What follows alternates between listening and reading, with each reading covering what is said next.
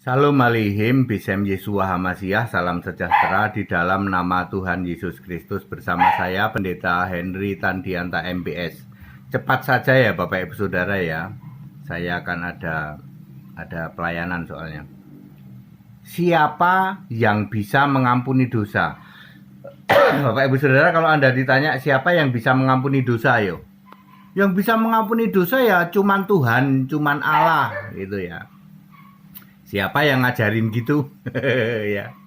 Biasa Pak, teologi, tafsir Alkitab, ngarang sendiri, satu lemari, ya. Ya. Yang bisa mengampuni itu dosa itu ya cuman Tuhan, cuman Allah gitu. Ya itu tidak salah ya. Baik, siapa yang bisa mengampuni dosa? Harus memakai ayat Alkitab, jangan teologi.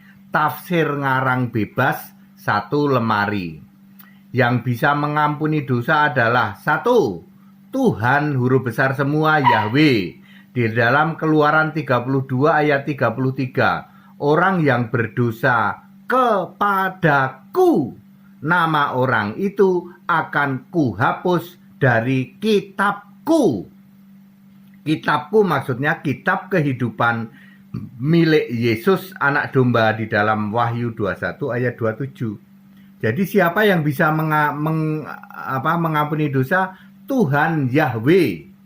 Siapakah dia? Yesus, karena dia punya kitab kehidupan. Yesus itu Allah enggak? Tuhan Yahweh itu Allah enggak? Allah. Makanya Yesus itu Allah dari sejak zaman purbakala ya. Ya, yang masih tumpul pikirannya, tidak tahu bahwa Tuhan Yahweh yang ditemuin Musa ya dari sejak Kejadian 2 ayat 4 sampai Maliaki 4 ayat 5, Tuhan huruf besar yang tidak paham bahwa itu Yesus. Gimana Pak HTD? Ke laut aja, jadi pengajar ikan duyung, atau ke hutan aja, jadi gembala para bedes, para bejok ya. Ya. Jadi yang pertama bisa mengampuni dosa adalah Tuhan Yahweh. Masuk logika nggak Pak? Masuk logika. Logika level apa ini? Nomor 2, yang bisa mengampuni dosa adalah Yesus anak manusia. Markus 2 ayat 10. Yesus anak manusia berkuasa mengampuni dosa. Masuk logika nggak Pak? Nggak masuk Pak. Kami tahu logikamu nggak bisa nyampe. Ini bukan soal masuk tidak masuk logika. Logikamu tidak nyampe. Yesus anak manusia berkuasa mengampuni dosa. Ya. Yang ketiga, murid yang diurapi Roh Kudus. Nyampe logika enggak Pak? Enggak nyampe logika. Ya. Yohanes 20 ayat 22 dan 23. Terimalah Roh Kudus. Roh Kudus adalah Roh Yesus. Ya, jika kamu diurapi Roh Kudus ya, jika kamu mengampuni dosa, maka dosanya diampuni. Jika kamu menyatakan dosanya tetap, maka dosa orang itu tetap. Jadi manusia itu bisa mengampuni dosa, syaratnya diurapi Roh Kudus. Masuk logika nggak Pak? Balik lagi, logikamu tidak nyampe. Ini ayat Alkitab, Anda nggak bisa bantah gitu. Oh, jadi manusia pun, seseorang kalau diurapi Roh Kudus bisa mengampuni dosa. Yes, itu ada ayatnya, Yohanes 20 ayat 22 dan 23. Lalu inilah daftar yang kalian pikir bisa mengampuni dosa, padahal tidak bisa. 1, Bapa. Bapamu yang kamu sembah itu ternyata tidak bisa mengampuni dosa. Sebab Bapa itu adalah kiasan Yesus Allah. Ya, Yohanes 16 ayat 25.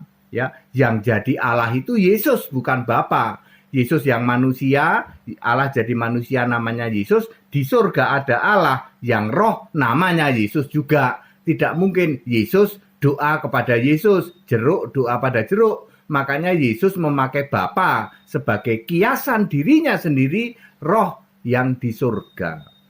Ya, jadi Bapa itu boro-boro mengampuni dosa. Lawang Bapa itu bisu, nggak bisa ngomong.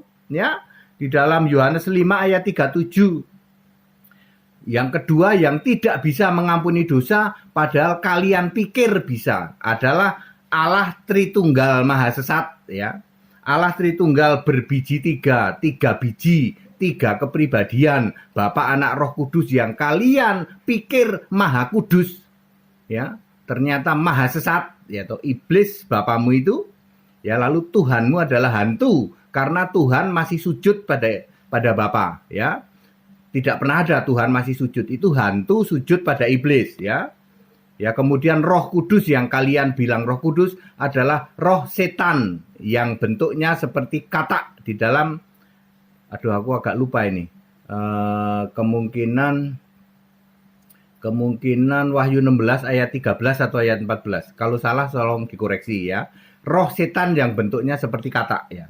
Jadi Anda para penyembah Bapa, Anak, Roh Kudus, Bapa adalah Bapa iblis, Anak adalah hantu, Roh Kudus yang kalian sebut Roh Kudus adalah roh setan. Itu tidak bisa mengampuni dosa. Kalian pikir Tritunggal Maha Kudus toh?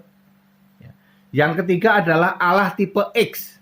Allah tipe X ini di luar kekristenan yang oleh Paulus disebut para Allah, para Tuhan. Ini ayat Alkitab di dalam 1 Korintus 8 ayat 4 dan 5. Para Allah, para Tuhan.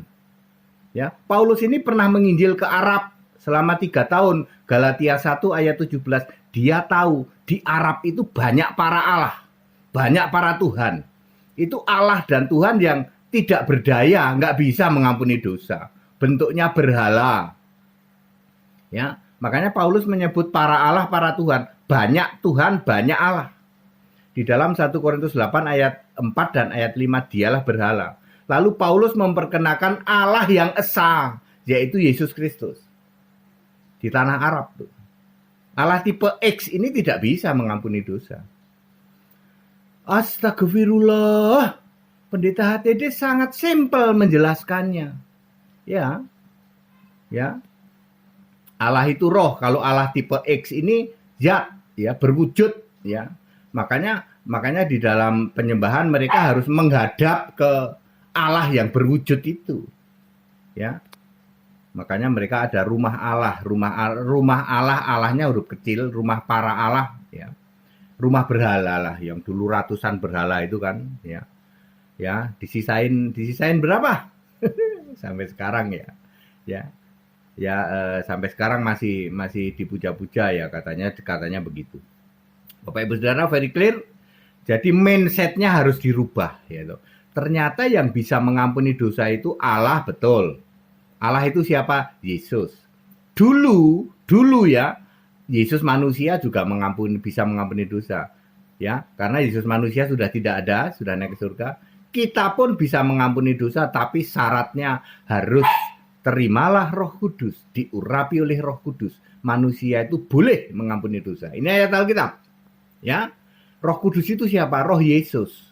Kalau kita dikuasai Roh Yesus, dikuasai oleh Roh Kudus, maka kita bisa mengampuni dosa. Mindset-nya sekarang dirubah. Gitu.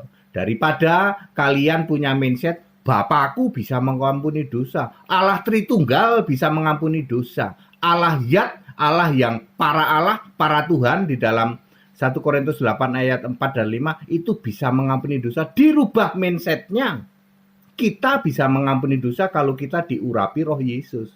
Astagfirullah. Ini pendeta HTD very clear menjelaskan sesuatu lah, iya. Makanya jangan tafsir, ya. Jangan pakai teologi. Kebenaran sendiri. Pikiran tumpul. Modalnya dengkul. Jangan pakai itu. Pakai Alkitab.